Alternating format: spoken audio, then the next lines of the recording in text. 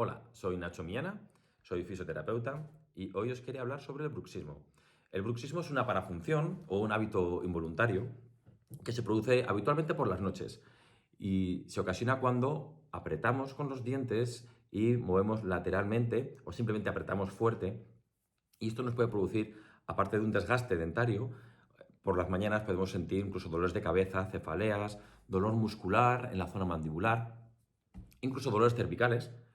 Y para ello vamos a trabajar dos músculos que son los que diríamos que serían los más responsables de esta parafunción, que son el masetero y el temporal. Para el masetero vamos a realizar de 3 a 5 pases con los dedos de las manos, de arriba hacia abajo, y nos colocaremos un corcho de pino sujetado entre los dientes para producir una apertura de la mandíbula. Y de 3 a 5 pases haremos de arriba hacia abajo, de esta manera fácil y sencilla, y lo podemos hacer en cualquier momento de nuestro día, en casa, en el despacho,